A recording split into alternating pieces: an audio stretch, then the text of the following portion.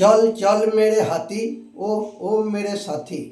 হাতি তখনই আপনার সাথী হবে যখন আপনি ওর সাথে বন্ধুর মতো আচরণ করবেন। আর আপনি যদি তাকে বিরক্ত করেন বা তাকে আক্রমণের চেষ্টা করে থাকেন, তাহলে হাতি আর সাথী থাকবে না, লাথি মেরে আপনাকে ফেলে দেবে এবং আপনাকে এমনভাবে আক্রমণ করবে যে আপনার অঙ্গহানি বা প্রাণহানি পর্যন্ত হতে পারে। অনেক সময় দেখা যায় বন্য হাতি বা পাগলা হাতি জনবসতি এলাকায় ঢুকে পড়ে ও ব্যাপক ক্ষয়ক্ষতি করে থাকে এবং হাতির আক্রমণে মানুষের মৃত্যু পর্যন্ত ঘটে থাকে। আবার অকারণেও আপনি হাতির আক্রমণের শিকার হতে পারেন। যেমন আপনি বনের ভিতর দিয়ে হেঁটে যেতে যেতে হঠাৎ হাতির মুখোমুখি হলেন। হাতি ভয় পেয়ে আপনাকে আক্রমণ করতে পারে। আক্রমণ যেভাবেই হোক না কেন, হাতির আক্রমণের ফলে আপনার যদি কোনো অঙ্গহানি বা প্রাণহানি হয়ে থাকে, তাহলে সরকার কি আপনাকে ক্ষতিপূরণ দেবে? সরকারি ক্ষতিপূরণ পাওয়ার জন্য কিভাবে আবেদন করবেন? রাজ্য সরকার ও কেন্দ্রীয় সরকার কি আলাদা আলাদা ক্ষতিপূরণ দেয়? ক্ষতিপূরণ দেবার আগে কি কি বিষয় খতিয়ে দেখা হবে? কোন কোন ক্ষেত্রে আপনি চাইলেও ক্ষতিপূরণ পাবেন না? এই সম্পর্কে বিস্তারিতভাবে জানতে হলে ভিডিওটি প্রথম থেকে শেষ অবধি অবশ্যই দেখতে থাকুন। আর এই ভিডিও শেষে থাকবে আপনার করণীয় কিছু আইনি পরামর্শ। Welcome back to my YouTube channel. আমি জামিরুদ্দিন ফারুকি। আমি আপনাদের আইনগত শিক্ষা ও পরামর্শ দিয়ে থাকি। ভিডিওটি ভালো লেগে থাকলে লাইক, শেয়ার ও হাইপ করবেন। চ্যানেলে নতুন হলে চ্যানেলটি অবশ্যই সাবস্ক্রাইব করে নেবেন। আজই চ্যানেলের মেম্বারশিপ গ্রহণ করুন। মেম্বারশিপ নিতে হলে ভিডিওর নিচে থাকা জয়েন বাটনটি ক্লিক করুন। আপনার কোনো আইনি সমস্যা থাকলে তা কমেন্টে জানান, কারণ এই চ্যানেল সর্বদা আপনাদের পাশে আছে। আজকের এই ভিডিওতে জানাবো পশ্চিমবঙ্গে হাতির আক্রমণে কোনো ব্যক্তির মৃত্যু হলে সরকারি ক্ষতিপূরণ পাওয়ার জন্য কিভাবে আবেদন করবেন। পশ্চিমবঙ্গে হাতির আক্রমণে কোনো ব্যক্তির অঙ্গহানি বা প্রাণহানি হলে রাজ্য সরকার ক্ষতিপূরণ হিসাবে কত টাকা দেয়? পশ্চিমবঙ্গে হাতির আক্রমণে কোনো ব্যক্তির মৃত্যু হলে কেন্দ্রীয় সরকার ক্ষতিপূরণ হিসাবে কত টাকা দেয়? পশ্চিমবঙ্গে হাতির আক্রমণে কোনো ব্যক্তির অঙ্গহানি বা প্রাণহানি হলে কোন কোন ক্ষেত্রে ক্ষতিপূরণ পাওয়া যায় না?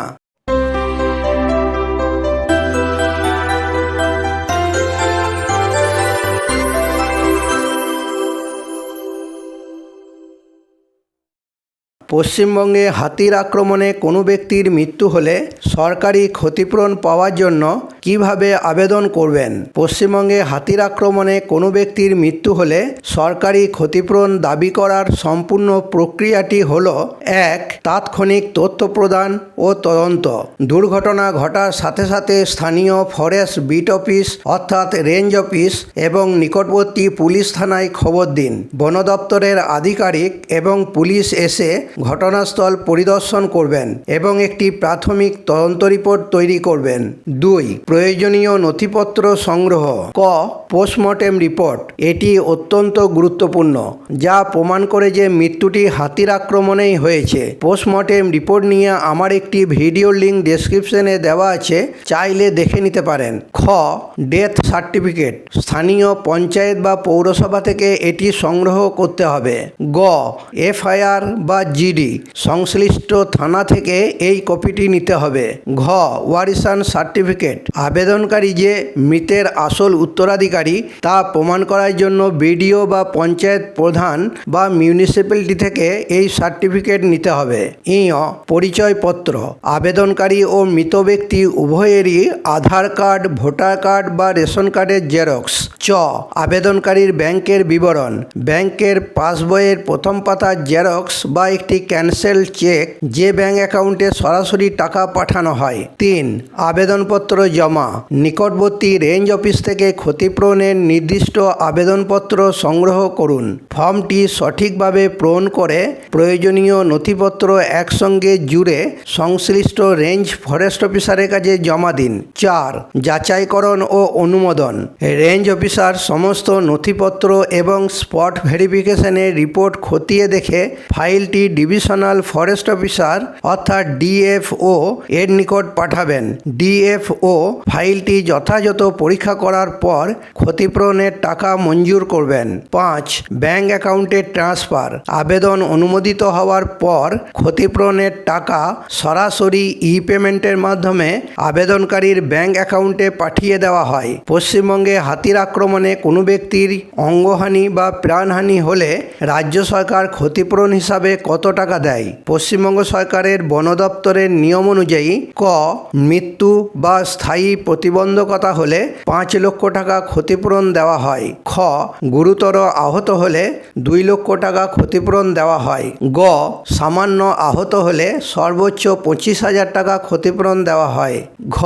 ফসল বা সম্পত্তির ক্ষতি হলে বন দপ্তরের নিজস্ব মূল্যায়ন কমিটি বা অ্যাসেসমেন্ট অনুযায়ী ক্ষতিপূরণ দেওয়া হয়।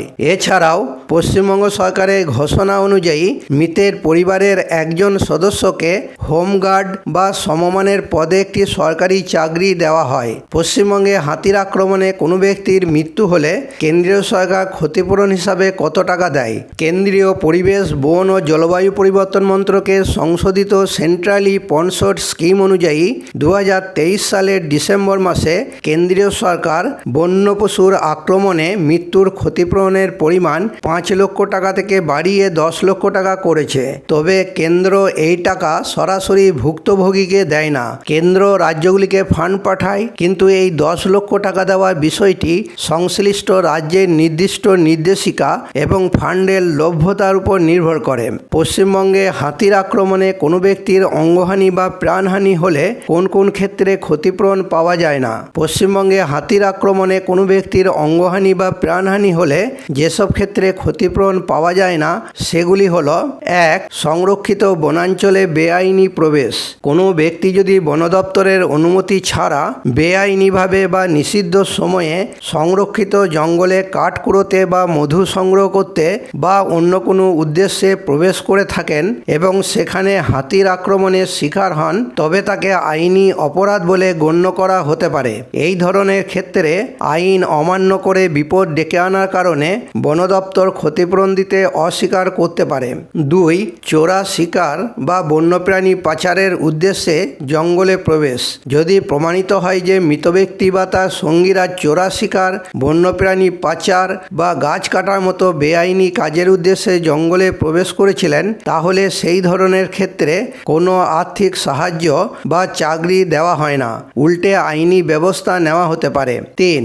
হাতিকে উস্কানি দেওয়া বা উত্ত্যক্ত করা। অনেক সময় হাতির দল গ্রামে বা রাস্তায় চলে এলে কিছু মানুষ হাতিকে পাথর মারে, পটকা ফাটায়, খুব কাছ থেকে সেলফি বা ভিডিও তুলতে যায় বা মদ্যপ অবস্থায় হাতিকে উত্ত্যক্ত করে।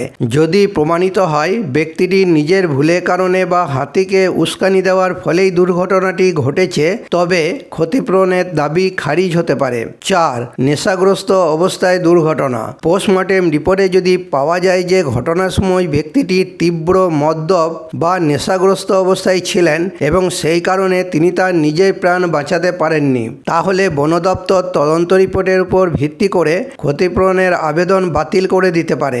5.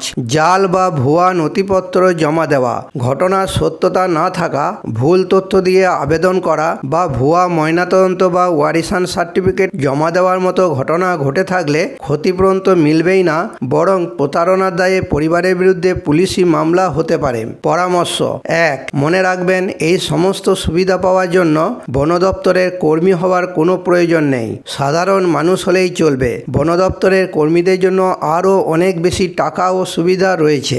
2. দুর্ঘটনা ঘটার নির্দিষ্ট সময়ের মধ্যে ক্ষতিপূরণের আবেদন করতে হবে। বেশি দেরি হয়ে গেলে ক্লেম রিজেক্ট হওয়ার সম্ভাবনা বেশি। 3. ফর্ম জমা দেওয়ার পর রেঞ্জ অফিস থেকে অবশ্যই স্বাক্ষরিত ও সিলমোহর দেওয়া রিসিপ্ট কপি চেয়ে নিতে হবে। এটি ভবিষ্যৎ ট্র্যাকিংয়ের একমাত্র প্রমাণ। 4. বন্য পশুর আক্রমণ থেকে সাবধান থাকবেন।